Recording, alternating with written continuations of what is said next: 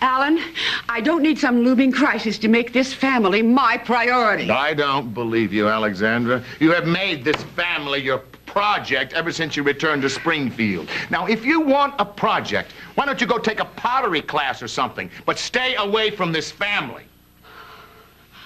This is my family, Alan. It's yours, too, but you seem to have forgotten it. I mean, what's happened to you? Anyway, you used to be the leader once. I still am the leader. Well, then act like one. You used to preach family first. It was a sermon right out of our father's repertoire, but you believed it, you know. You lived it. Until love got in the way.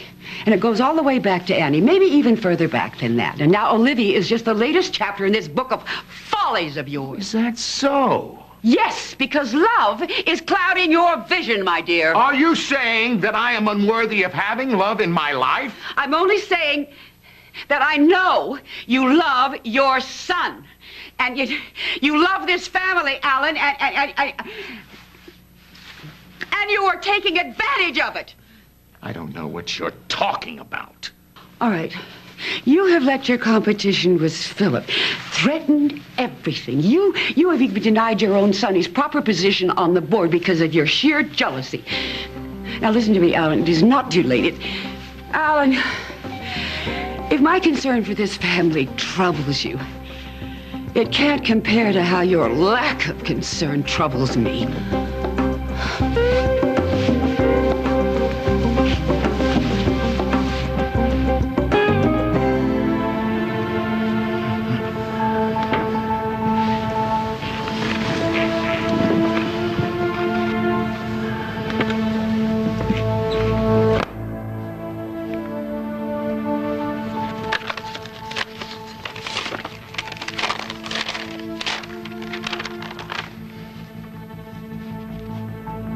I know what I need.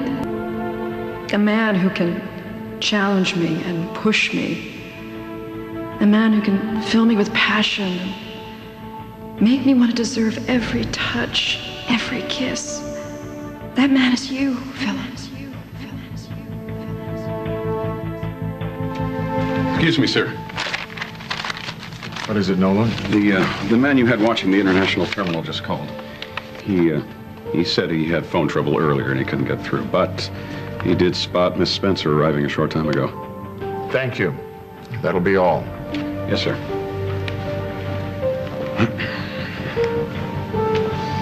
Nolan. Yes. Olivia is not Ms. Spencer. She is Mrs. Alan Spaulding now and always. Of course, sir.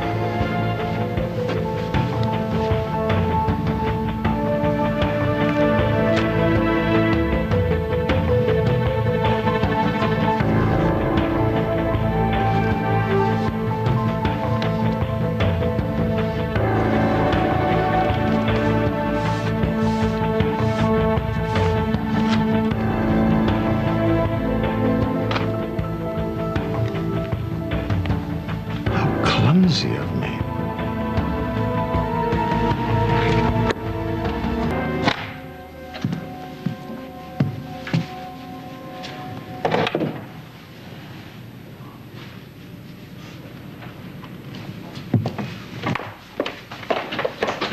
Good evening, Mrs. Spaulding. I just got back into town. Any messages? No messages, ma'am, but a visitor. Oh. Yes, a Mr. Spaulding is waiting for you upstairs.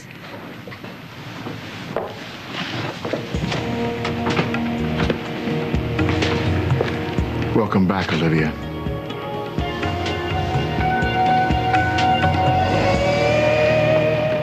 Welcome home, Mrs. Spaulding. Alan, I wasn't expecting to see you tonight. Well, you know, I wasn't expecting to see you either, but I was hoping I would. I've been checking with the clerk every minute or so. She's a little tired of my asking. Has something happened? Yes, something has happened. You've come home where you belong instead of gallivanting around the country doing God knows what. I went to see my sister. Ah, you did? Well, how is Marissa? She's fine. You know what? I'm really too tired to go into it tonight, so if you wouldn't... You know, I can appreciate that, Olivia, but I've been waiting all day to tell my wife that my love for her hasn't diminished one bit.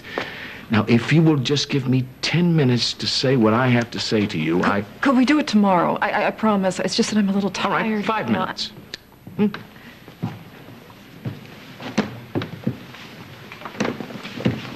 Yeah. Why don't we go to the bar?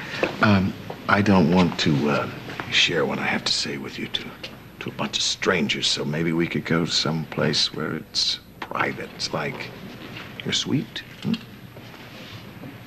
Okay, just for a few minutes, then I really need to get some rest, okay? No problem at all. I'll even help you get to bed.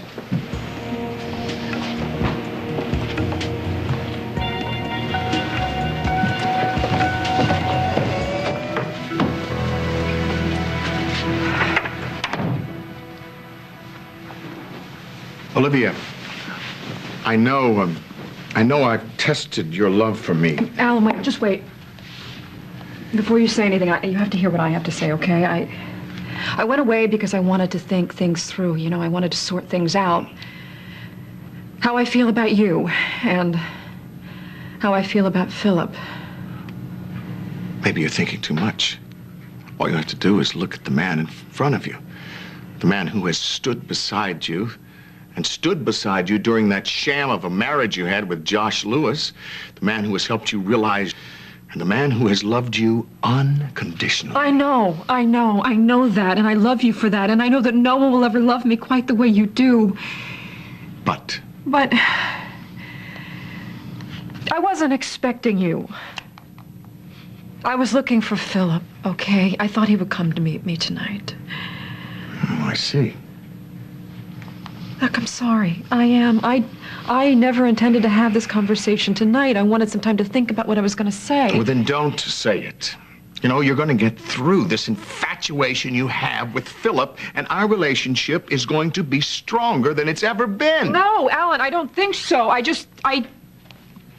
Maybe what Phillip and I went through together, maybe it was just lust, okay? And maybe it was a game. Maybe it was more. I don't know.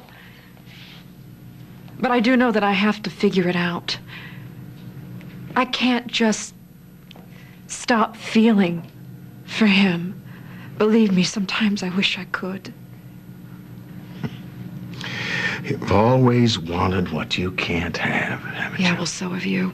But that's never stopped us, has it? I sent Phillip a letter from San Jamar asking him to meet me here tonight. I expect him here any minute. That man is you, Phillip. I know choosing you will turn your life upside down. But if you're willing to take a chance to make a go of it, so am I. I'll be back at the Beacon tomorrow evening. Meet me there, and we will find a way to be together. Much love, Olivia. When was this letter supposed to arrive? Earlier today, this morning.